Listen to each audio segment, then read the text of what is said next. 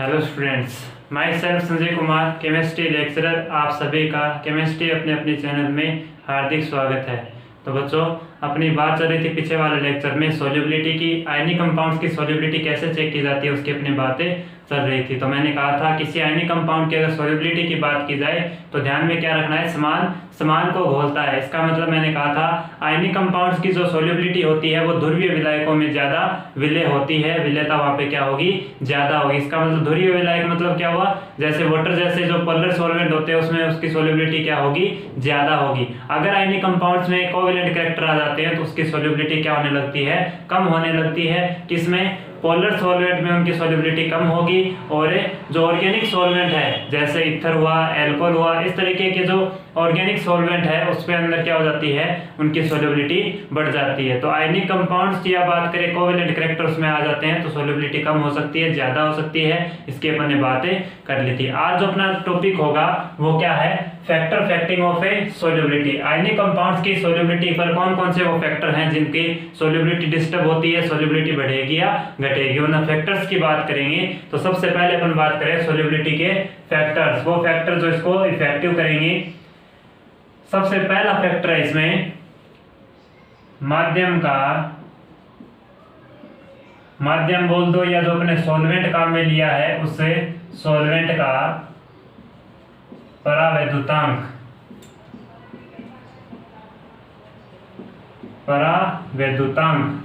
ये क्या करता है, सोल्युबिलिटी को डिस्टर्ब करेगा या इफेक्टिव करेगा। कैसे करेगा इसके ऊपर डिटेल में बात करेंगे। सेकंड जो फैक्टर है वो है कोवेलेंट कैरेक्टर।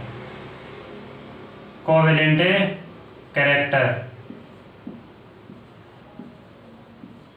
कैरेक्टर किस तरीके से सोल्युबिलिटी पर इफेक्टिवनेस अपने दिखाएगा वो भी अपन बात करेंगे। थर्ड जो फैक्टर है वो है जलयोजन ऊर्जा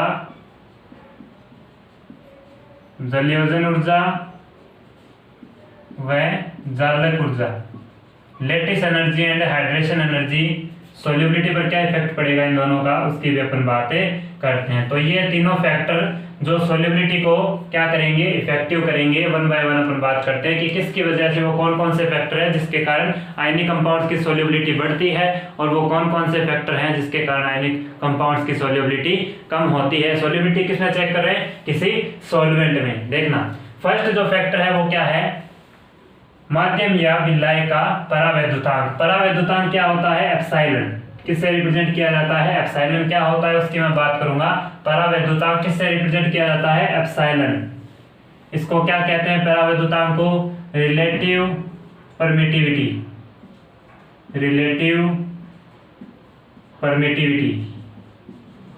अपेक्षिक विद्युतशीलता को ही क्या बोला जाता है, परमिटिविटी।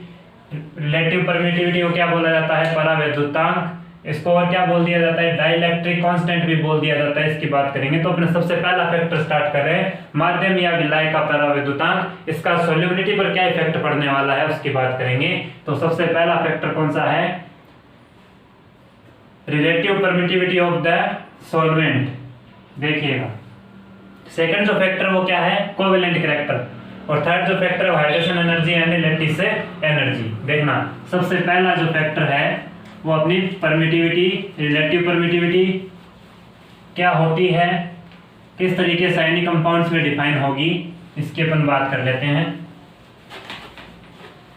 तो माध्यम या विलायक का परावैद्युतांक बढ़ने से सोल्युबिलिटी पर क्या इफेक्ट पड़ेगा उसको चेक करते हैं। चेक करने का तरीका क्या है, मैंने जो पीछे वाला लेक्चर था उसमें आप लोगों को बताया था, उसको मैं थोड़ा रिवाइज कर देता हूं। मैंने कहा जब भी आयनिक कंपाउंड्स की सोल्युबिलिटी चेक की जाती है तो अपने पास क्या होने चाहिए, आयंस होने चाहिए। इन आयंस के बीच क्या होना चाहिए, आयंस के बीच अट्रैक्शन। कोई भी कंपाउंड जैसे अपने NaCl ले लिया तो इसका एक तो क्या बनेगा, धनायन, एक क्या बनेगा, ऋणायन। इनकी अपने सोल्युबिलिटी चेक करनी है। सोल्युबिलिटी का मतलब इन आयनों के साथ वाटर का कितना इंटरेक्शन है, वाटर के साथ इसका कितना इंटरेक्शन है। वाटर के मॉलिक्यूल के साथ जितना ज्यादा इंटरेक्शन होगा इसकी हाइड्रेशन एनर्जी उतनी ज्यादा होगी। इसकी अपन ने बात कर ली थी। और इसी आयन के साथ इसी तरीके से क्या होगा, हाइड्रोजन के मॉलिक्यूल्स है वो इसके साथ क्या होंगे, इंटरेक्ट होंगे। इसी तरीके से जितने ज्यादा वाटर के मॉलिक्यूल इनके साथ इंटरेक्ट होंगे उसका मतलब क्या है, इनकी सोल्युबिलिटी भी ज्यादा होगी। तो मैंने बताया था किसी आयनिक कंपाउंड की सॉल्युबिलिटी इस चीज पर डिपेंड करेगी कि कितने ज्यादा मॉलिक्यूल इसके साथ है, वाटर के मॉलिक्यूल इसके साथ है जुड़े हुए हैं, वो सॉल्युबिलिटी क्या होगी उतनी ही ज्यादा। वाटर क्या है कि पोलर सॉल्वेंट और ये आयनिक कंपाउंड जिसमें क्या प्रेजेंट है आयंस। तो आयंस और आयंस के बीच क्या होगा, यहाँ पे अट्रैक्शन लग रहा है, अट्रैक्शन की वजह से यहाँ पे हाइड्रेशन एनर्जी ज्यादा होती है। तो कंडीशन अप्लाई की थी अपन ने कि सॉल्युबिलिटी के लिए कंडीशन अप्लाई क्या होती है, हाइड्रेशन एनर्जी की वैल्यू लेटिस एनर्जी से क्या होनी चाहिए, ज्यादा होनी चाहिए। मैंने बताया था जलयोजन ऊर्जा का मान जालक ऊर्जा से अगर ज्यादा है इसका मतलब क्या हुआ, सॉल्युबिलिटी वहां पे क्या होगी, ज्यादा होगी, सॉल्युबिलिटी क्या होगी, ज्यादा। अब देखना अगर बात सॉल्युबिलिटी की है तो इन आयंस में आयनिक कंपाउंड्स की बात करें तो धनायन और ऋणायन इन दोनों के बीच क्या लगेगा, इलेक्ट्रोस्टैटिक अट्रैक्शन या मैं कह दूं फोर्स ऑफ अट्रैक्शन लगेगा, एफ अट्रैक्शन बोल सकता हूं मैं इसको। इन दोनों के बीच क्या लगेगा, आकर्षण बल लगेगा, फोर्स ऑफ अट्रैक्शन। अगर ये आकर्षण बल जितना कम होगा, दो आयंस के बीच, दो आवेशों के बीच अगर आकर्षण बल लगता है, उस आकर्षण बल को आपने फिजिक्स में पढ़ा होगा, F इजिकल टू क्या बोला जाता है, K Q1 Q2 अपना आवेश धनावेश और ऋणावेश अपॉन आर स्क्वायर। ये आप लोगों ने पढ़ा होगा।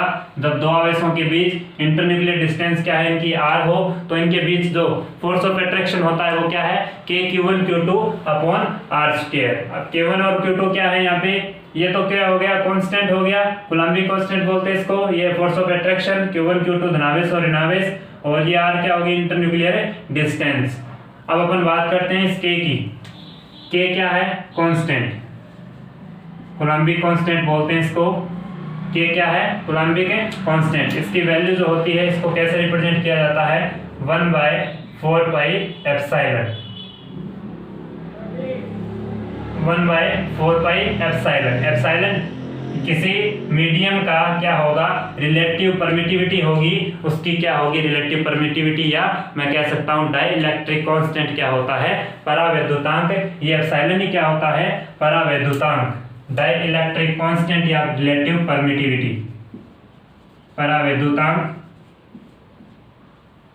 डाइइलेक्ट्रिक कांस्टेंट एप्सिलॉन की वैल्यू। इसके अलग अलग मीडियम में इनकी वैल्यू क्या होती है, अलग अलग होती है। अलग अलग माध्यम के लिए परावैद्युतांक की वैल्यू क्या होती है, अलग अलग। उसकी मैं आप लोगों को नोट करवा दूंगा। तो मैंने कहा दो आयंस के बीच अगर फोर्स ऑफ अट्रैक्शन F है, इसकी मतलब क्या हुआ, इसका मतलब क्या है, K Q1 Q2 upon r square. K क्या है यहाँ पे, coulombic constant, 1/4 pi epsilon. Epsilon का मतलब परावैद्युतांक, रिलेटिव परमिटिविटी या डाइइलेक्ट्रिक कांस्टेंट है। इसका जो वैल्यू होती है इसकी अलग अलग मीडियम में, या मैं कह दूं अलग अलग सॉल्वेंट के लिए अलग इसकी वैल्यू क्या होगी, अलग अलग होगी।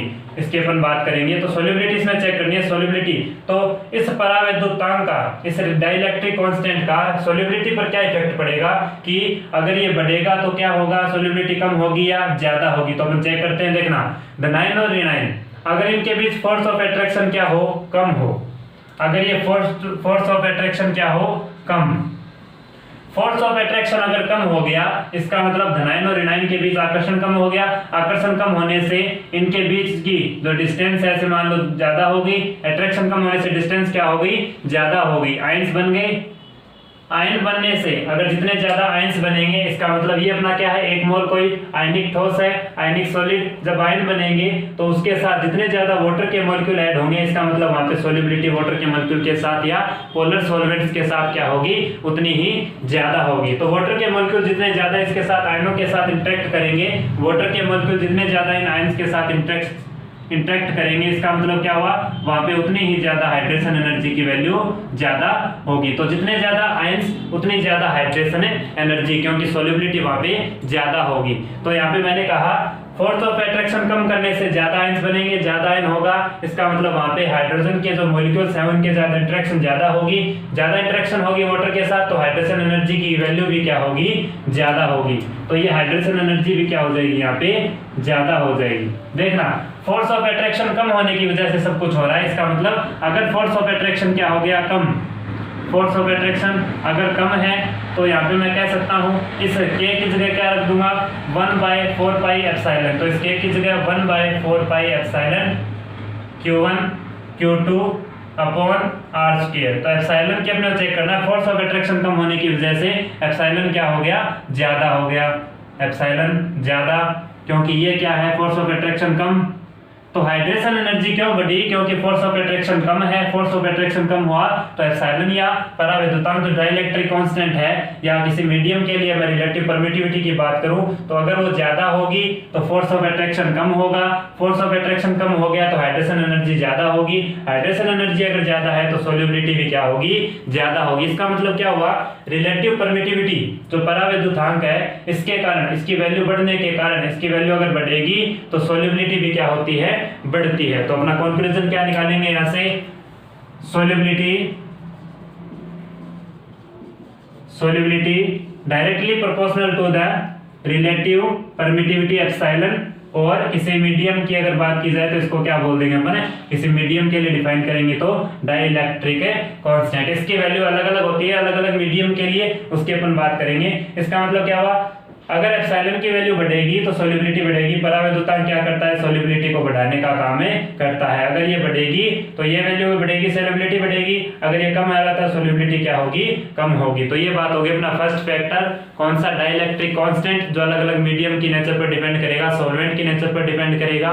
तो अगर एप्सिलॉन की वैल्यू बढ़ेगी तो सोल्युबिलिटी भी क्या होगी, बढ़ेगी। सबसे पहले आप इसको नोट करें, उसके बाद मैं आप लोगों को बताऊंगा अलग अलग मीडियम के लिए इसकी वैल्यू कितनी कितनी होगी।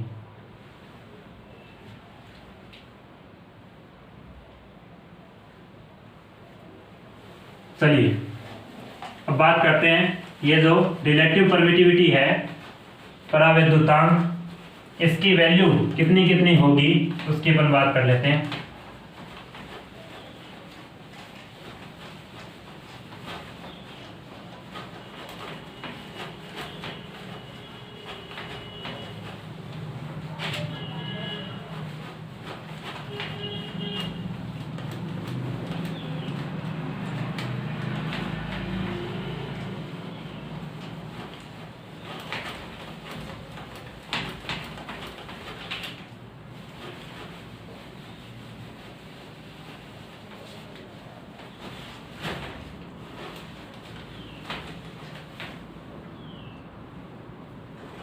चलिए एप्सिलॉन की वैल्यू नोट कर लें। रिलेटिव परमिटिविटी किसी मीडियम के लिए, माध्यम का परावैद्युतांक अगर बात करें, रिलेटिव परमिटिविटी जिसको एप्सिलॉन से रिप्रेजेंट करते हैं, इसकी वैल्यू जैसे वाटर के लिए बात की जाए, जैसे इथेनॉल के लिए बात की जाए, वाटर के लिए बात की जाए, इथेनॉल के लिए बात की जाए, या एसीटोन के लिए बात की जाए, एसीटोन के लिए बात की जाए, या एयर के लिए बात की जाए, तो एप्सिलॉन की जो वैल्यू है वो H2O की कितनी होती है, अप्रोक्सीमेटली 80 होती है। अप्रोक्सीमेटली कितनी होती है एप्सिलॉन वाटर के लिए, 80, और एयर के लिए जो होती है एप्सिलॉन की वैल्यू अप्रोक्सीमेटली कितनी होती है, 1 होती है। तो इन दो की याद रख लेना, वाटर और एयर। तो एप्सिलॉन रिलेटिव परमिटिविटी या डाइलेक्ट्रिक कांस्टेंट की वैल्यू वाटर के लिए कितनी, 80, और एयर के लिए कितनी होगी, 1। तो ये सभी क्या है, अलग अलग मीडियम बोल दो या सॉल्वेंट बोल दो। ये भी H2O क्या है, सॉल्वेंट, ये भी सॉल्वेंट, ये भी एसीटोन सॉल्वेंट है, एयर, ये क्या हो गया, मीडियम हो गया। कोई भी उसके लिए अलग अलग वैल्यू किसकी हो गई, एप्सिलॉन या रिलेटिव परमिटिविटी, ये क्या है अपना परावैद्युतांक।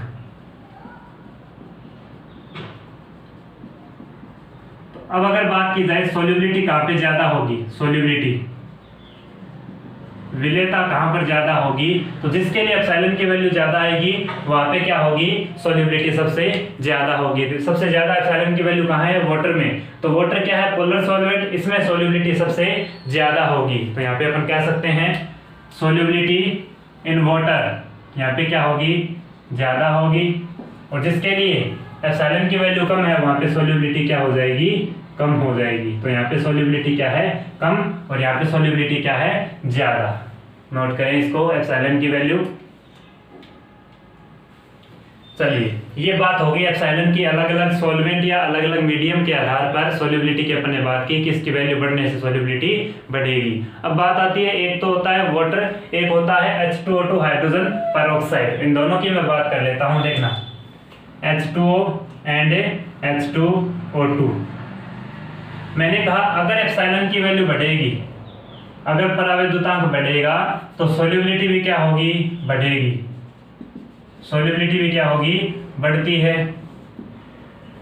तो देखना, अगर एप्सिलॉन के लिए इन दोनों के लिए बात की जाए, हाइड्रोजन पेरोक्साइड एंड वाटर के लिए बात की जाए, तो H2O2 के लिए एप्सिलॉन की वैल्यू क्या होती है, ज्यादा होती है। H2O2 के लिए क्या होती है, एप्सिलॉन की वैल्यू ज्यादा होती है। एप्सिलॉन की वैल्यू क्या होती है, H2O2 के लिए ज्यादा। अगर ये एप्सिलॉन की वैल्यू ज्यादा होगी, इसका मतलब सोल्यूबिलिटी क्या होनी चाहिए, H2O2 में ज्यादा होनी चाहिए। आयनिक कंपाउंड्स की सोल्यूबिलिटी क्या होनी चाहिए, इसमें ज्यादा होनी चाहिए। तो मैं यहाँ पे कह सकता हूँ आयनिक कंपाउंड्स में इसकी जो सोल्यूबिलिटी है, विलेयता, सोल्यूबिलिटी क्या होनी चाहिए, ज्यादा होनी चाहिए। अगर सोल्यूबिलिटी ज्यादा, इसका मतलब क्या हुआ, ये एक तरीके का क्या है, सॉल्वेंट, ये भी क्या है, सॉल्वेंट। ऑर्गेनिक सॉल्वेंट्स की बात कर सकता हूं मैं, पोलर सॉल्वेंट्स की बात कर सकता हूं। ये क्या है, दोनों पोलर सॉल्वेंट, पोलर सॉल्वेंट है। इसका मतलब H2O2 की जो रिलेटिव परमिटिविटी या परावैद्युतांक ज्यादा होने की वजह से ये क्या होना चाहिए, एक अच्छा विलायक होना चाहिए, अच्छा सॉल्वेंट होना चाहिए। क्या होना चाहिए था, अच्छा सॉल्वेंट कंपैरेटिवली H2O के कंपैरेटिवली H2O2 क्या होना चाहिए कि अच्छा सॉल्वेंट होना चाहिए था, क्योंकि इसकी सॉल्युबिलिटी ज्यादा है। लेकिन ऐसा देखने को नहीं मिलता।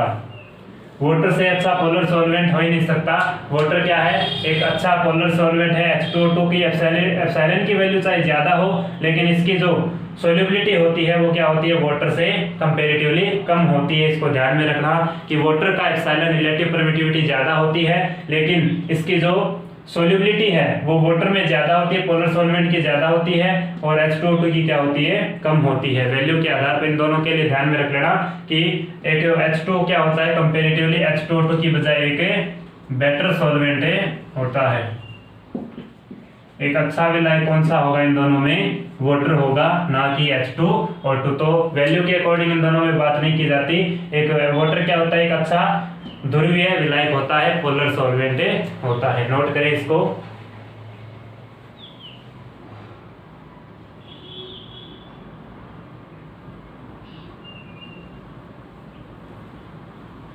अगर कोई कारण पूछ ले कि H2O2 की अगर एप्सिलॉन की वैल्यू ज्यादा होती है तो सोल्यूबिलिटी ज्यादा क्यों नहीं होती, अच्छा विलायक क्यों नहीं होता, एक अच्छा पोलर ऑर्गेनिक सॉल्वेंट क्यों नहीं होता, तो इसका कारण क्या बताना है, इसकी ऑक्सीकारक प्रवृत्ति ज्यादा होती है।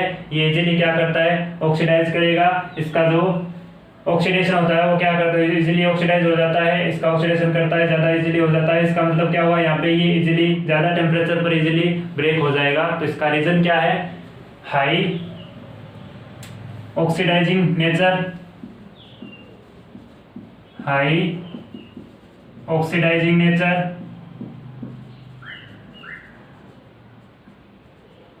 हाई ऑक्सीडाइजिंग नेचर, ऑक्सीडेशन करेगा ज्यादा से ज्यादा। और ये क्या करता है, हाई टेम्परेचर पर, अगर टेम्परेचर हाई है इसका मतलब ये क्या हो जाता है, ब्रेक हो जाता है, डिसोसिएट हो जाता है। ये क्या हो जाता है, डिसोसिएट हो जाता है। तो इसलिए ये अच्छा है कि सॉल्वेंट नहीं है। अच्छा सॉल्वेंट कौन है, water is the better solvent, एक बेटर पोलर सॉल्वेंट होगा कंपैरेटिवली H2O2।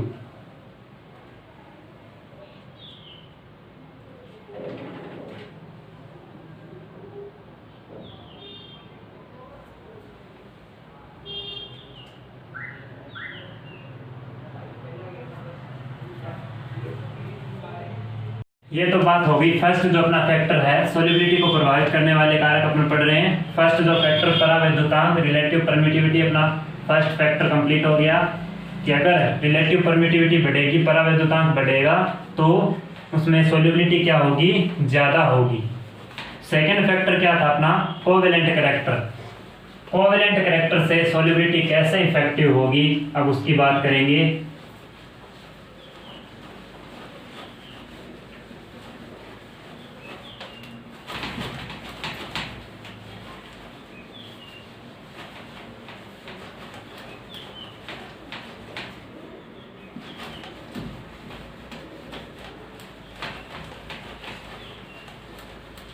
चलिए सेकंड फैक्टर कौन सा है, कोवेलेंट कैरेक्टर।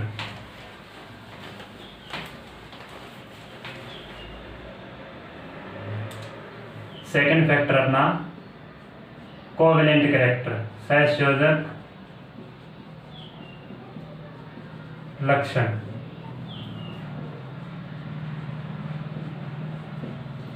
कोवेलेंट कैरेक्टर किस तरीके से सोल्यूबिलिटी पर अपना इफेक्ट डालता है उसकी अपन बात करते हैं। तो देखना, किसी आयनिक कंपाउंड की सोल्यूबिलिटी पोलर सॉल्वेंट्स में क्या होती है, ज्यादा होती है। जैसे ही उन आयनिक कंपाउंड्स में कोवेलेंट कैरेक्टर आ जाते हैं, इसका मतलब पोलराइजेशन की प्रोसेस हो जाती है। ध्रुवण क्या होता है, मैंने बताया था आयनिक कंपाउंड्स में जब सहसंयोजक लक्षण आ जाते हैं तो इसी को क्या बोला जाता है, पोलराइजेशन।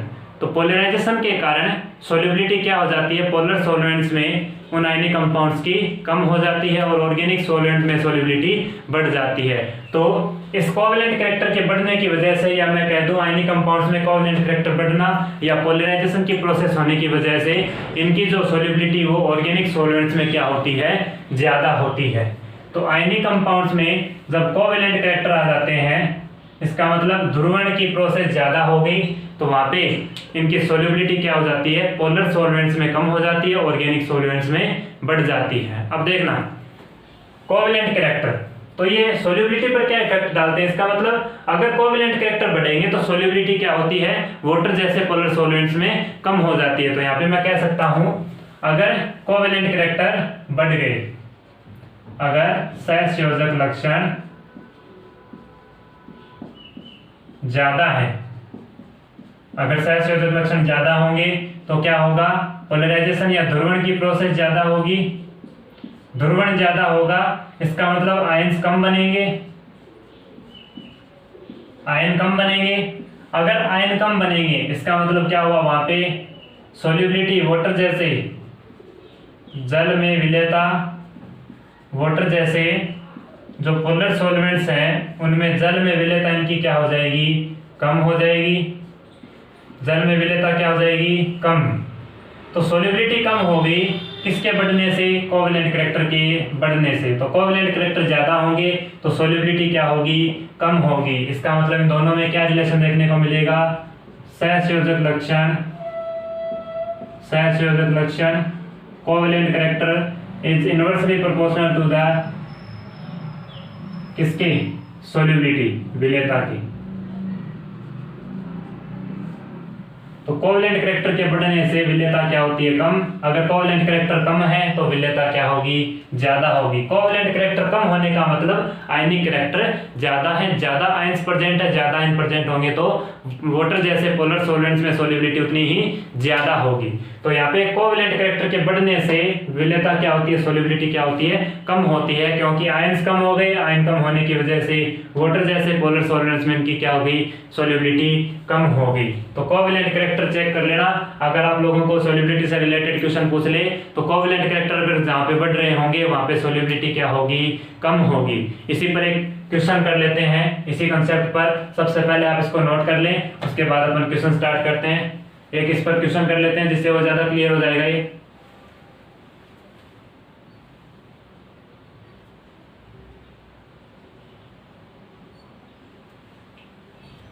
चलिए एक क्वेश्चन कर लेते हैं इसी कंसेप्ट पर।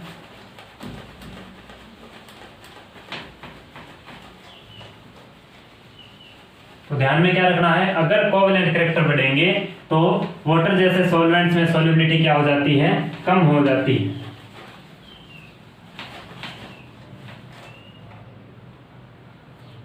चलिए एग्जाम्पल, जैसे silver fluoride, silver chloride, silver bromide,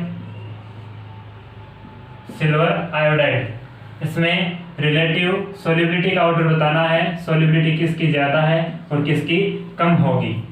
तो अपने को क्या चेक करना है, सबसे पहले कोवेलेंट कैरेक्टर चेक करना है। कोवेलेंट कैरेक्टर कैसे चेक करेंगे, मैंने आप लोगों को बताया था, पोलराइजेशन की प्रोसेस में भी कोवेलेंट कैरेक्टर निकालना समझाया था आप लोगों को। तो देखना कोवेलेंट कैरेक्टर के लिए क्या ज्यादा रिक्वायरमेंट है, पोलराइजेशन की प्रोसेस के लिए ज्यादा रिक्वायरमेंट क्या होता है, धनायन का आकार क्या होना चाहिए, कम होना चाहिए, और जो ऋणायन का आकार है वो क्या होना चाहिए, ज्यादा होना चाहिए।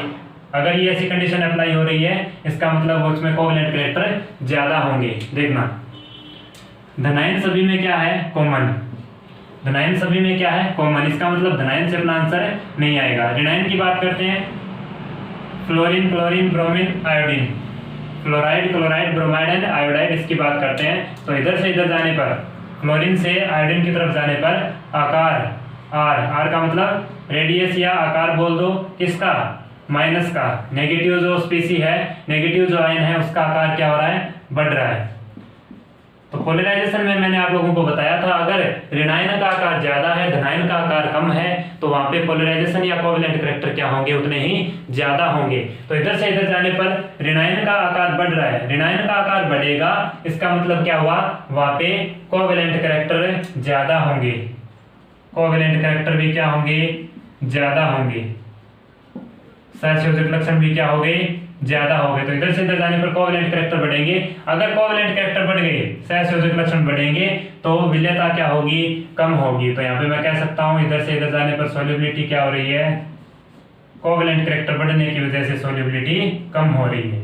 इसका मतलब सोल्युबिलिटी का ऑर्डर अपने को चेक करना था। सोल्युबिलिटी सबसे ज्यादा सिल्वर फ्लोराइड, उसके बाद silver chloride, bromide and silver iodide की क्या होगी, सोल्युबिलिटी सबसे कम होगी। इस तरीके से टाइप ऑफ क्वेश्चन सॉल्व किए जाते हैं, नोट करें इसको।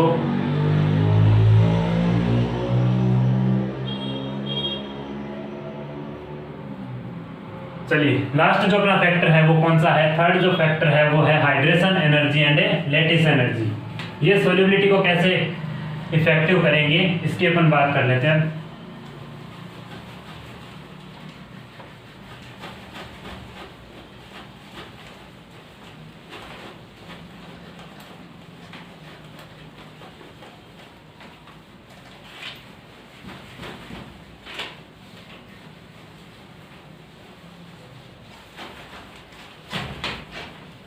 चलिए, third factor hydration energy and lattice energy, जलयोजन ऊर्जा और जालक ऊर्जा, hydration energy and lattice energy. Hydration energy and lattice energy, इसके अपने जो पीछे वाले लेक्चर में भी बात की थी, मैंने बात बताया था आप लोगों को कि हाइड्रेशन एनर्जी की वैल्यू अगर लैटिस एनर्जी से ज्यादा है तो वहां पे सोल्युबिलिटी की क्या होती है, कंडीशन होती है, जहां पे हाइड्रेशन एनर्जी की वैल्यू ज्यादा होनी ही चाहिए। तो सोल्युबिलिटी के लिए कंडीशन क्या है, अगर सोल्युबिलिटी ज्यादा करनी है, सोल्युबिलिटी अगर ज्यादा करनी है, इसका मतलब क्या है, वहां पे हाइड्रेशन एनर्जी की जो वैल्यू होनी चाहिए वो ज्यादा होनी चाहिए लैटिस एनर्जी से। हाइड्रेशन एनर्जी की वैल्यू क्या होनी चाहिए, ज्यादा होनी चाहिए। जलयोजन ऊर्जा की वैल्यू, जलयोजन ऊर्जा ज्यादा होनी चाहिए, किससे, जालक ऊर्जा से। तो सोल्युबिलिटी के लिए कंडीशन क्या है, हाइड्रेशन एनर्जी की वैल्यू लैटिस एनर्जी से ज्यादा होनी चाहिए। इसका मतलब क्या हुआ, हाइड्रेशन एनर्जी ज्यादा होने का मतलब किसी आयंस के साथ जितने ज्यादा वाटर के मॉलिक्यूल्स ऐड होंगे उतनी ही ज्यादा एनर्जी रिलीज होगी। एनर्जी रिलीज होगी तो वहां पे हाइड्रेशन एनर्जी भी क्या होगी, उतनी ही ज्यादा होगी। लैटिस एनर्जी कम होने का मतलब, लैटिस एनर्जी कम होने का मतलब है गैसीय धनायन और गैसीय ऋणायन मिलकर एक मोनोआयनिक ठोस का फॉर्मेशन करेंगे। तो गैसीय धनायन और गैसीय ऋणायन की अगर बात की जाए, या तो ऐसे बोल दो, या लैटिस एनर्जी क्या बोलते हैं अपन, एक मोल आयनिक ठोस को गैसीय धनायन और ऋणायन में बदलने के लिए, क्योंकि अपने को तो आयनिक कंपाउंड्स में आयन चाहिए। आयन चाहने का मतलब क्या है, ऐसे एक मोल आयनिक ठोस को आयंस में कन्वर्ट करने के लिए जो ऊर्जा की आवश्यकता होती है वो क्या होती है, लैटिस एनर्जी, जालक ऊर्जा, वो क्या होनी चाहिए, कम होनी चाहिए। तो अगर ये कम होगी, जालक ऊर्जा कम होगी, कम होने का मतलब लैटिस एनर्जी कम होगी, कम होने का मतलब जितने ज्यादा, अगर आयंस जितने ज्यादा होंगे, या मैं कह दूं जितने ज्यादा एक मोल आयनिक ठोस कम बनेंगे, उसमें जो एनर्जी की रिक्वायरमेंट होगी, एनर्जी की रिक्वायरमेंट या निकलने वाली ऊर्जा जो होगी वो क्या होनी चाहिए, यहाँ पे कम होनी चाहिए, और हाइड्रेशन एनर्जी ज्यादा होनी चाहिए। तो वहां पे सोल्युबिलिटी क्या होगी, ज्यादा होगी।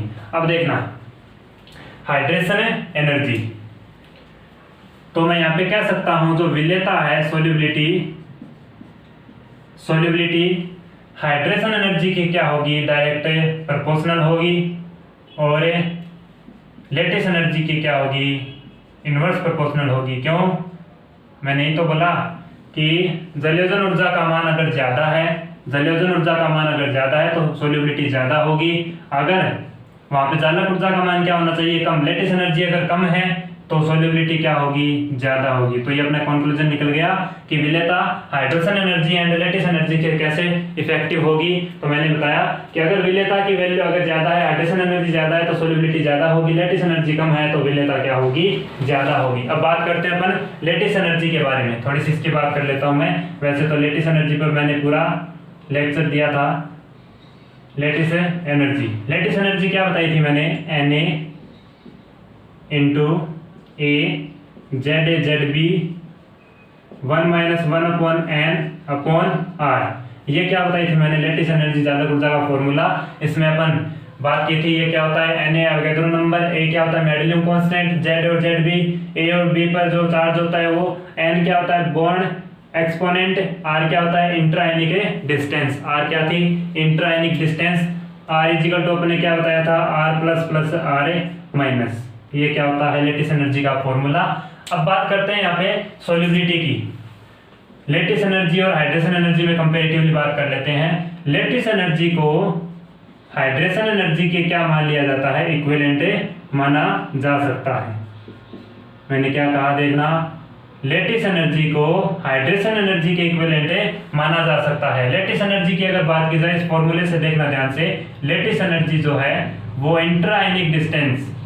इंट्राएनिक डिस्टेंस के क्या है इनवर्स प्रोपोर्शनल। इसका मतलब अगर ये बढ़ेगी तो लैटिस एनर्जी क्या होगी, कम होगी। अपने को लैटिस एनर्जी कम करनी है, इसका मतलब इस r की जगह मैं क्या लिख सकता हूँ, r plus plus r minus. धनायन और ऋणायन की अलग अलग जो रेडियस है इसका सम r के क्या होगा, इक्वल होगा। तो यहाँ से बोल सकता हूँ मैं लैटिस एनर्जी जो होगी वो धनायन और ऋणायन की जो रेडियस है उनके क्या होगी, इनवर्स प्रोपोर्शनल होगी। मैंने कहा इस लैटिस एनर्जी को हाइड्रेशन एनर्जी के इक्विवेलेंट माना जा सकता है। इसका मतलब हाइड्रेशन एनर्जी, आप लोगों को क्या ध्यान में रखना है, हाइड्रेशन एनर्जी जो होती है वो इस धनायन के आकार की क्या होगी, इनवर्स प्रोपोर्शनल, और लैटिस एनर्जी जो होती है वो ऋणायन के आकार की क्या होती है, इनवर्स प्रोपोर्शनल होती है। इन दोनों से क्या कंक्लूजन निकला कि हाइड्रेशन एनर्जी धनायन के आकार के इनवर्स प्रोपोर्शनल और लैटिस एनर्जी ऋणायन के आकार की क्या होती है, इनवर्स प्रोपोर्शनल होती है। इन दोनों से क्वेश्चन सॉल्व हो जाएंगे, इसको ध्यान में रख लेना।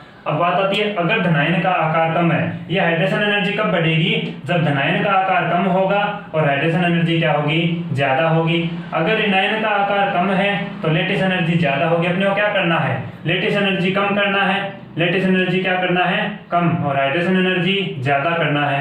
तो लैटिस एनर्जी कब कम हो सकती है, जब ऋणायन का आकार ज्यादा होना चाहिए, और हाइड्रेशन एनर्जी ज्यादा कब हो सकती है, जब इस धनायन का आकार कम होना चाहिए। इसका मतलब अपने को धनायन का आकार तो क्या करना है, कम करना है, धनायन का आकार कम करना है क्योंकि हाइड्रेशन एनर्जी ज्यादा तो सोल्युबिलिटी भी ज्यादा। ऋणायन का आकार क्या करना है, ज्यादा करना है। ऋणायन का आकार ज्यादा होगा, इसका मतलब वहां पे लैटिस एनर्जी क्या होगी, कम होगी। लैटिस एनर्जी कम है तो वहां पे सोल्युबिलिटी ज्यादा होगी। तो इन दोनों ही कंडीशन में क्या होगा, सोल्युबिलिटी ज्यादा होगी। तो नोट करें, इसको समझ में आ रहा होगा। उम्मीद कर रहा हूं आप लोगों को कि हाइड्रेशन एनर्जी ज्यादा होनी चाहिए लैटिस एनर्जी से। अपने कंडीशन अप्लाई कर दी, कब हो सकती है ज्यादा और ये कब कम हो सकती है, जब धनायन का आकार कम होगा तो ये ज्यादा होगी, जब ऋणायन का आकार ज्यादा होगा तो ये क्या होगी, कम होगी। नोट करें। तो सोल्युबिलिटी पर हाइड्रेशन एनर्जी और लैटिस एनर्जी का क्या इफेक्ट पड़ गया कि सोल्युबिलिटी जब बढ़ेगी, जब हाइड्रेशन एनर्जी की वैल्यू ज्यादा हो और लैटिस एनर्जी की वैल्यू कम हो, तब सोल्युबिलिटी ज्यादा होनी है। करें नोट इसको।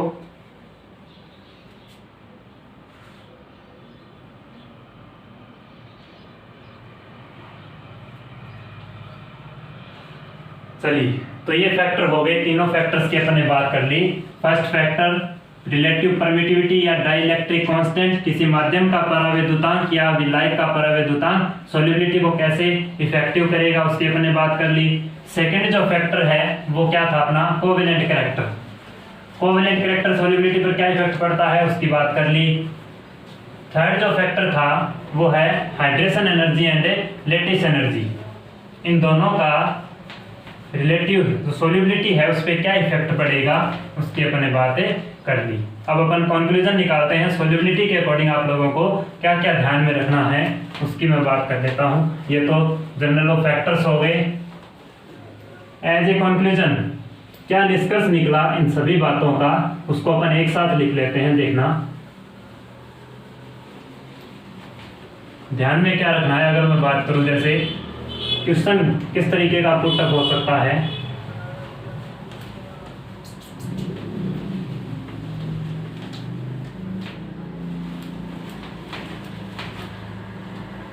चलिए,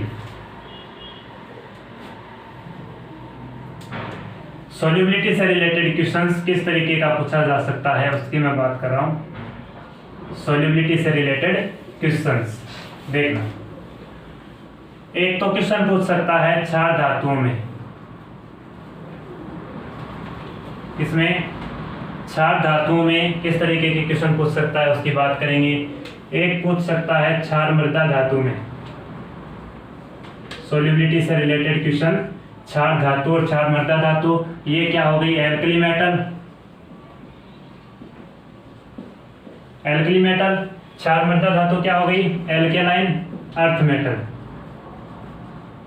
एल्केलाइन अर्थ मेटल। तो इन दोनों में सॉल्युबिलिटी से रिलेटेड क्वेश्चंस अपने को सोल्व करने होते हैं, तो इनकी ट्रिक क्या है उसको मैं आप लोगों को समझा देता हूं। देखना, क्षार धातुओं की अगर बात की जाए, क्षार धातुओं की जब आवर्त सारणी में वर्ग में ऊपर से नीचे चलते हैं, किसमें, टॉप टू बॉटम चलना है क्षार धातुओं में, एल्कली मेटल्स में। एल्कली मेटल्स में जब टॉप टू बॉटम चलते हैं तो विलेयता क्या होती है, बढ़ती है। विलेयता क्या होती है, बढ़ती है। जब क्षार धातुओं में टॉप टू बॉटम जाने पर क्या ध्यान में रखना है आपको, विलेयता बढ़ती है। विलेयता क्या होगी, बढ़ेगी। ये ध्यान में रखना, इंपॉर्टेंट है, बहुत ज्यादा इंपॉर्टेंट है ये। क्षार धातुओं में टॉप टू बॉटम जाने पर विलेयता क्या होती है, बढ़ती है।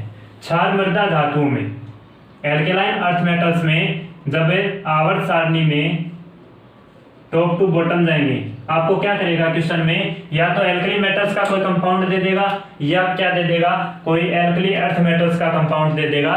तो आप लोगों को चेक करना है कि अगर टॉप टू बॉटम चल रहे हैं ऐसे, इसका मतलब क्या हुआ, वहां पे सॉल्युबिलिटी कम होगी या ज्यादा होगी। तो अगर एल्कलाइन अर्थ मेटल है तो टॉप टू बॉटम जाने पर जो सॉल्युबिलिटी होगी, विलेयता, वो क्या होनी है, कम होनी है। विलेयता क्या होगी, कम होगी। तो क्षार धातुओं के लिए टॉप टू बॉटम जाने पर विलेयता बढ़ती है और क्षार मृदा धातुओं में टॉप टू बॉटम जाने पर विलेयता कम होती है। इसमें कुछ अपवाद देखने को मिलेंगे, उसको भी आप लोगों को ध्यान में रखना है। अपवाद किसमें मिलेगा, देखना। अपवाद जहां पे क्षार धातु एल्कली मेटल्स में टॉप टू बॉटम जाने पर मैंने कहा विलेयता क्या होगी, बढ़ेगी। कुछ ऐसे कंपाउंड्स होंगे जहां पे टॉप टू बॉटम जाने पर विलेयता क्या होती है, एल्कली मेटल्स की कम हो जाती है। वो कौन कौन से कंपाउंड्स हैं एल्कली मेटल्स के, एक तो क्लोरेट के लिए ध्यान में रखना, ClO4-। एल्कली मेटल्स का जो क्लोरेट बनेगा उसमें कंपैरेटिवली विलेयता टॉप टू बॉटम जाने पर क्या होती है, कम होती है। एक मैं बात करूंगा यहाँ पे आयोडाइड की, किसकी बात कर रहा हूँ, आयोडाइड की। एक क्लोरेट, एक एंड आयोडाइड, इन दोनों में आप लोगों को थोड़ा एक्सेप्शन ध्यान में रखना है। यहाँ पे क्या होती है, विलेयता कम होती है। यहाँ पे क्या होती है, विलेयता कम होगी। तो एल्कली मेटल्स की अगर क्लोरेट या आयोडाइड की बात करें तो इन दोनों में विलेयता कम करनी है टॉप टू बॉटम जाने पर, और जनरली जो टॉप टू बॉटम जाने पर विलेयता क्या होगी, बढ़ेगी। अब इनकी बात कर लेते हैं। इनमें भी आप लोगों को एक्सेप्शन ध्यान में रखना है। एक्सेप्शन क्या है, देखना। तो एल्कली अर्थ मेटल्स के वो कंपाउंड्स जिनमें जैसे हाइड्रोक्साइड, एल्कली मेटल्स का कोई हाइड्रोक्साइड, या किसकी बात की जाए, ऑक्साइड की, एल्कली अर्थ मेटल के हाइड्रोक्साइड, ऑक्साइड, या मैं यहाँ पे कह दूं आप लोगों को, एक आपको ध्यान में रखना है फ्लोराइड। एल्कलाइन अर्थ मेटल का फ्लोराइड, हाइड्रोक्साइड एंड ऑक्साइड, इनके केस में क्या होती है, टॉप टू बॉटम जाने पर विलेयता क्या होगी, ज्यादा होगी। विलेयता क्या होगी, ज्यादा होगी। ये आपको थोड़ा ध्यान में रखना है एज ए एक्सेप्शन। दोनों में एक्सेप्शन है, इसमें क्लोरेट के लिए, आयोडाइड के लिए, इसमें हाइड्रोक्साइड, ऑक्साइड एंड फ्लोराइड के लिए विलेयता बढ़ती है टॉप टू बॉटम, और जनरली क्या होती है, विलेयता कम होती है। इसको नोट करें, उसके बाद चलते हैं एग्जांपल्स पर, वो ज्यादा क्लियर हो जाएगा मैं क्या कहना चाह रहा हूँ।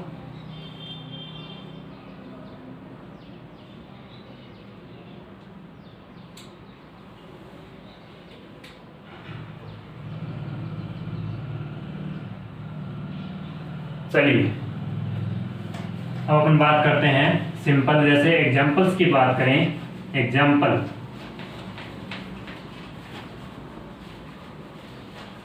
समझने की कोशिश करिएगा ध्यान से। अपने जो भी कंक्लूजन निकाला है सॉल्युबिलिटी से रिलेटेड, इसी के अकॉर्डिंग क्वेश्चन डायरेक्ट सॉल्व हो जाएंगे। दो चीजें ध्यान में रखनी है, टॉप टू बॉटम जाने पर कहाँ पे तो सॉल्युबिलिटी ज्यादा होती है और कहाँ पे कम होती है, एल्कली मेटल्स और एल्कलाइन अर्थ मेटल्स में। चलिए examples,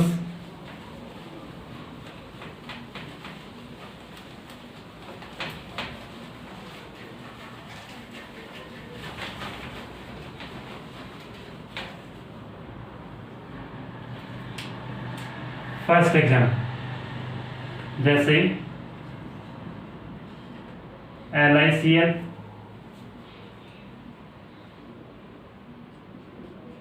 NaCl, KCl,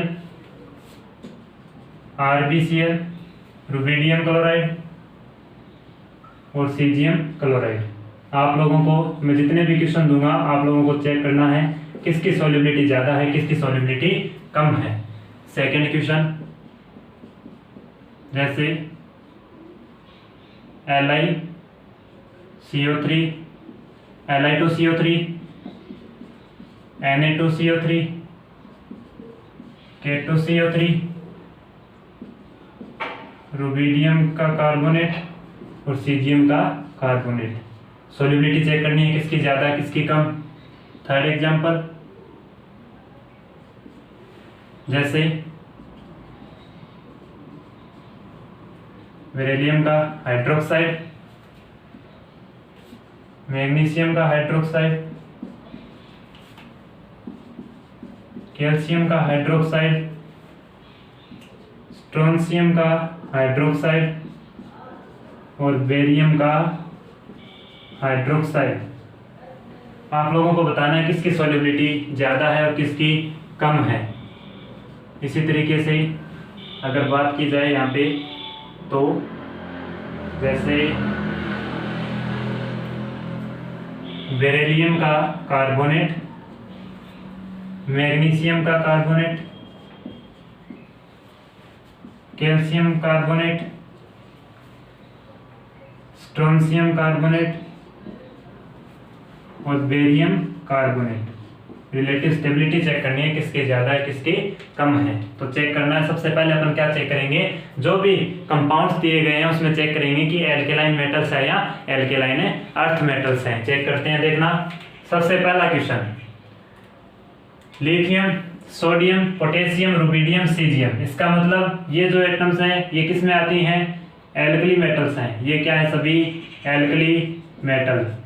alkali metal में टॉप टू बॉटम जा रहे हैं, top to bottom lithium, sodium, potassium, rubidium and caesium, top to bottom. तो जनरली जो एल्कली मेटल्स जो है, एल्कली मेटल्स क्षार धातु, उसमें क्या होता है, टॉप टू बॉटम जाने पर विलेयता बढ़ती है। अब चेक करना है कि क्लोरेट है या आयोडाइड है, तो नहीं, क्योंकि वहां पे क्या हो जाती है, कम हो जाती है। तो यहाँ पे क्या है, क्लोराइड। इसका मतलब जनरली जो अपना कंसेप्ट है टॉप टू बॉटम जाने पर एल्कली मेटल्स में क्या होता है, विलेयता बढ़ती है। विलेयता बढ़ने का मतलब ये बढ़ गई। अगर यहाँ पे क्लोरेट होता या आयोडाइड होता तो इसका मतलब वहाँ पे क्या हो जाती, विलेयता कम हो जाती, क्योंकि ये क्या है, एल्कली मेटल्स में एज ए एक्सेप्शन नहीं है। अपना जो जनरल कंसेप्ट है उसे क्या हो गया, सोल्व हो गया। सोल्युबिलिटी सबसे ज्यादा सीजियम क्लोराइड और सबसे कम है लिथियम क्लोराइड। अब सेकंड क्वेश्चन की बात करते हैं। फर्स्ट अपना हो गया, सेकंड वही है lithium, sodium, potassium, rubidium, caesium. इसका मतलब ये सभी क्या है, एल्कली मेटल।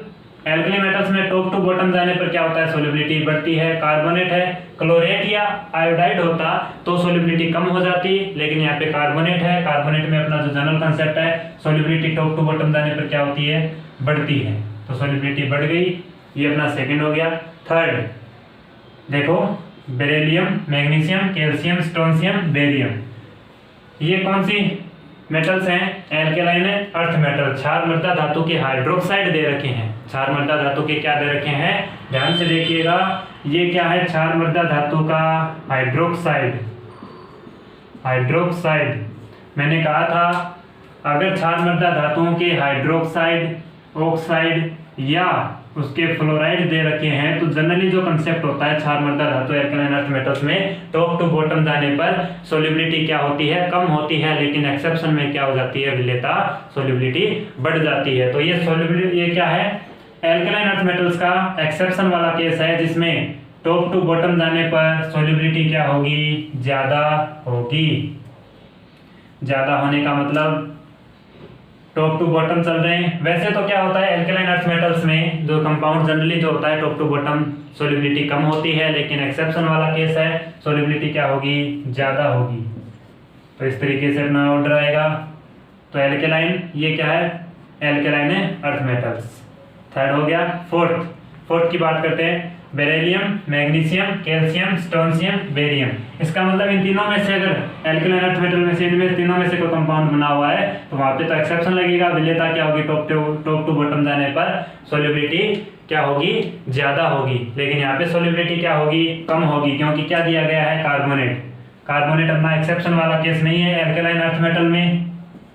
जनरली जो बेरिलियम से मैग्नीशियम, कैल्शियम, स्ट्रोंशियम, बेरियम की तरफ जाते हैं टॉप टू बॉटम जाने पर, जो एल्कलाइन अर्थ मेटल्स हैं उनके कंपाउंड्स में क्या होता है? टॉप टू बॉटम जाने पर जो सोल्युबिलिटी होती है वो क्या होती है? कम होती है। तो ये कम इस तरीके से होगी। यहाँ पे ज्यादा क्यों हुई? क्योंकि क्या दे रखा था? हाइड्रोक्साइड, अपना एक्सेप्शन वाला केस। तो ये टाइप ऑफ क्वेश्चन इस तरीके से पूछे जा सकते हैं सोल्युबिलिटी से रिलेटेड। नोट करें इसको।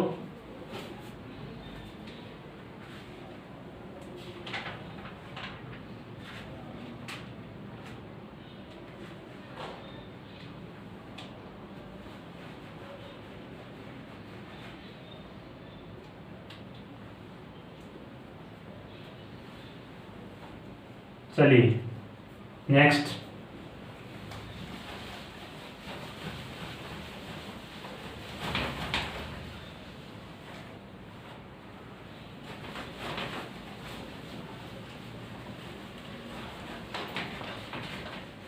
ये तो बात हो गई alkali metal and alkaline earth metals.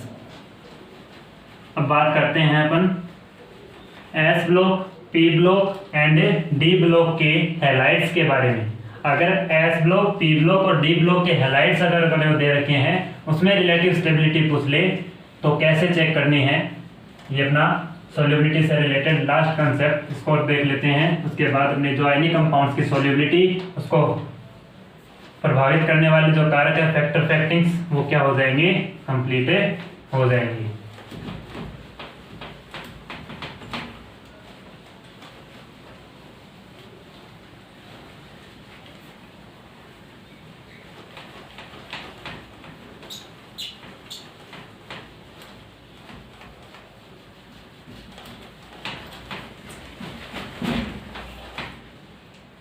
चलिए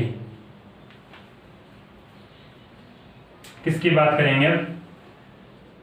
फर्स्ट और सेकंड अपने किसकी बात की? Alkali metal and alkaline earth metals के कंपाउंड में सोल्युबिलिटी कैसे चेक की जाती है। अब अपन बात करते हैं एस ब्लॉक के जो हैलाइड्स हैं, एस ब्लॉक के हैलाइड्स, और पी और डी ब्लॉक के भी हैलाइड्स की बातें करेंगे। पी और डी ब्लॉक के हैलाइड्स देखना। सबसे पहले बात करते हैं एस ब्लॉक के हैलाइड्स के बारे में। एस ब्लॉक के हैलाइड्स और पी और डी ब्लॉक के हैलाइड्स की रिलेटिव अपने को क्या पूछ लेगा? सोल्युबिलिटी। क्या पूछेगा? रिलेटिव सोल्युबिलिटी किसकी ज़्यादा है और किसकी सोल्युबिलिटी कम है, ये अपने को बताना है। तो करते हैं स्टार्ट। देखना एस ब्लॉक के हैलाइड्स, एस ब्लॉक के हैलाइड्स, हैलाइड्स का मतलब क्या है? हैलोजन। हैलोजन की अगर बात की जाए तो देखना, जैसे fluoride, chloride, bromide, and iodide. तो फ्लोरीन से जब आयोडीन की तरफ चलते हैं, फ्लोरीन से आयोडीन की तरफ चलते हैं तो क्या होता है देखना। आकार, आर का मतलब क्या है, radius of anion, radius of anion. Fluorine से आयोडीन की तरफ चलते हैं तो जो आकार होगा, ऋणायन का आकार क्या हो रहा है, बढ़ रहा है, ऋणायन का आकार बढ़ता है। तो मैंने बताया था आप लोगों को कि लेटिस एनर्जी जो होती है, लेटिस एनर्जी वो क्या होती है, ऋणायन के आकार के इनवर्स प्रोपोर्शनल होती है।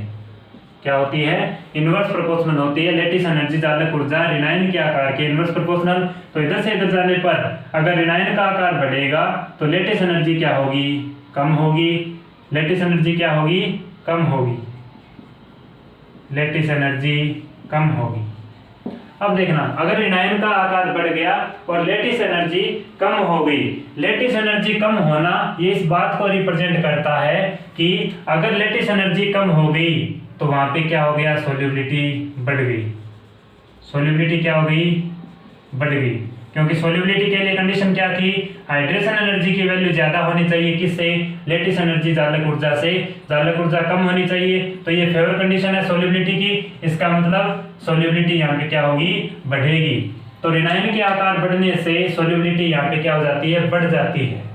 तो एस ब्लॉक के हैलाइड्स के लिए अपन क्या देखेंगे कि एस ब्लॉक का अगर कोई भी हैलाइड्स जो फ्लोराइड हो, क्लोराइड, ब्रोमाइड, आयोडाइड, तो उसके फ्लोराइड से आयोडाइड की तरफ जाते हैं तो सोल्यूबिलिटी क्या होगी, बढ़ेगी। ये किसके लिए बात होगी, एस ब्लॉक के हैलाइड्स के लिए बात होगी। ये बात करते हैं पी ब्लॉक के हैलाइड्स के लिए। देखना, पी ब्लॉक के हैलाइड्स, हैलाइड्स का मतलब हैलोजन, जैसे फ्लोराइड, क्लोराइड, ब्रोमाइड, आयोडाइड, इसके साथ जो भी धनायनिक स्पीसी होगी, कोई भी जो भी पॉजिटिव स्पीसी इसके साथ जुड़ेगी वो कौन होगी, पी ब्लॉक या डी ब्लॉक का कोई एलिमेंट इनके साथ क्या बनाएगा, हैलाइड बनाएगा। तो अपन बात कर लेते हैं जनरली, जब फ्लोरीन से फ्लोरीन से आयोडाइड की तरफ जाते हैं, फ्लोरीन से आयोडीन की तरफ जाते हैं तो क्या होगा, यहाँ पे देखना, फ्लोरीन से आयोडाइड की तरफ, इसका मतलब ऋणायन का आकार, ऋणायन का क्या आकार क्या हो रहा है, ज्यादा। अगर ऋणायन का आकार ज्यादा होगा तो मैंने बताया था आप लोगों को, जब आयनिक यौगिकों में सहसंयोजक लक्षणों की उत्पत्ति होती है या पोलराइजेशन की प्रोसेस जितनी ज्यादा होती है तो वहां पे क्या हो जाते हैं, कोवेलेंट कैरेक्टर बढ़ जाते हैं।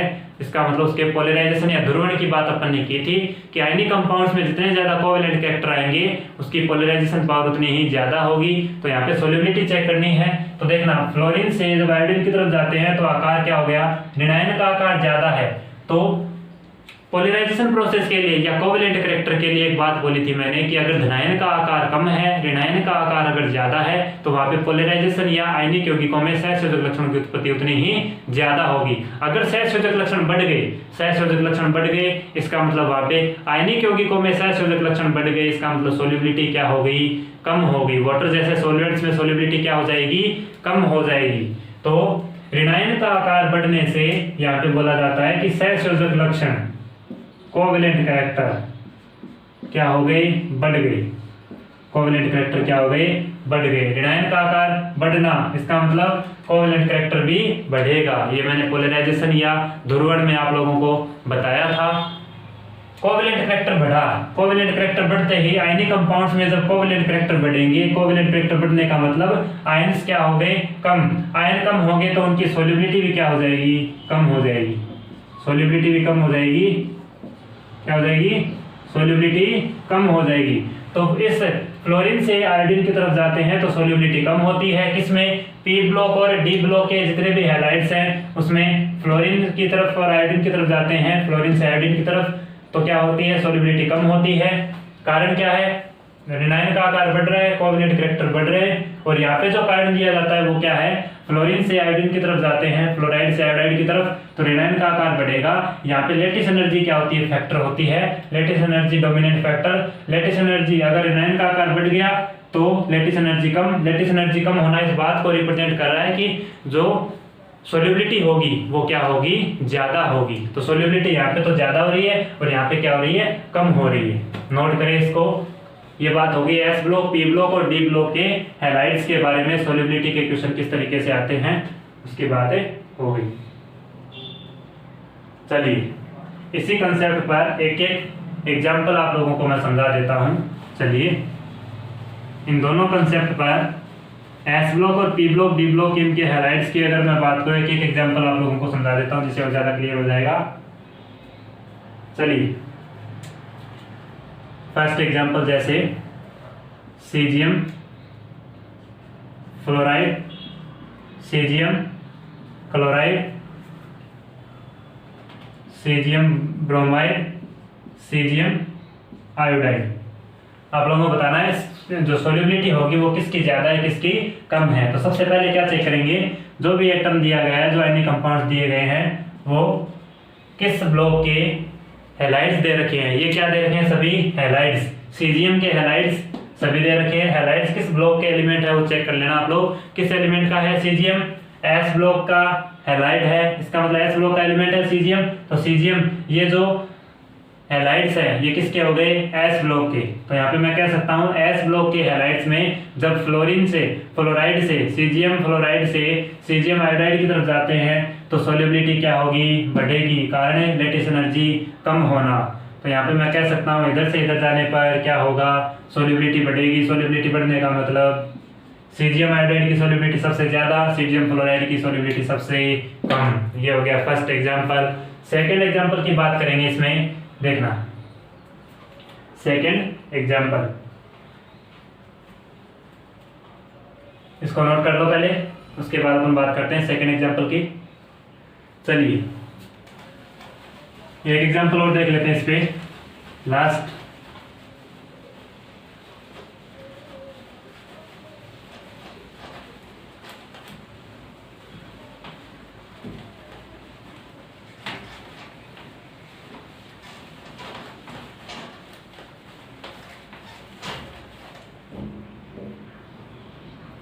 चलिए जैसे silver fluoride, silver chloride, silver bromide, silver iodide, इसमें आपको बताना है सॉल्युबिलिटी किसकी ज़्यादा है किसकी कम है। रिलेटिव सॉल्युबिलिटी का ऑर्डर बताना है, स्टेबिलिटी का ऑर्डर, सॉल्युबिलिटी का ऑर्डर बताना है किसकी ज़्यादा होगी किसकी कम होगी। तो सभी ये क्या दे रखे हैं, हैलाइड्स। किसके हैलाइड्स हैं, सिल्वर के।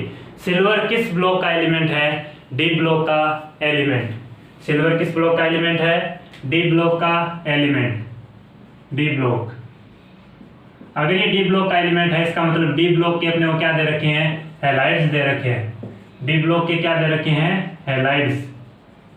अगर डी ब्लॉक के हैलाइड्स दे रखे हैं इसका मतलब अगर पी ब्लॉक के हों या डी ब्लॉक के हैलाइड्स तो फ्लोराइड से आयोडाइड की तरफ जाते हैं, फ्लोराइड से आयोडाइड की तरफ जाते हैं। ये किस दो भागों में टूटेगा, एक तो सिल्वर प्लस और F minus, silver plus CL minus, इस तरीके से ब्रेकडाउन होगा। तो फ्लोराइड से आयोडाइड की तरफ जाने से क्या होगा, सॉल्युबिलिटी कम होती है। क्यों, क्योंकि एनायन का आकार बढ़ेगा, कोवैलेंट कैरेक्टर भी बढ़ेंगे, सॉल्युबिलिटी क्या होगी, कम। इसका मतलब सॉल्युबिलिटी क्या होगी, यहाँ पे विलेयता कम होगी। विलेयता कम होने का मतलब ऑर्डर क्या होगा, सिल्वर फ्लोराइड का सबसे ज़्यादा, सिल्वर क्लोराइड का, उसके बाद सिल्वर ब्रोमाइड और उसके बाद सॉल्युबिलिटी सबसे कम किसकी होगी, सिल्वर आयोडाइड की। तो ये अपना ऑर्डर हो गया किसके लिए, पी ब्लॉक की बात करें या डी ब्लॉक के हैलाइड्स में इस तरीके का ऑर्डर होगा। तो ये बात होगी सॉल्युबिलिटी से रिलेटेड जितने भी क्वेश्चंस हैं उन पर आप लोगों को मैंने प्रैक्टिस करवा दी। उम्मीद कर रहा हूँ आप लोगों को समझ में आया होगा। नोट करें इसको।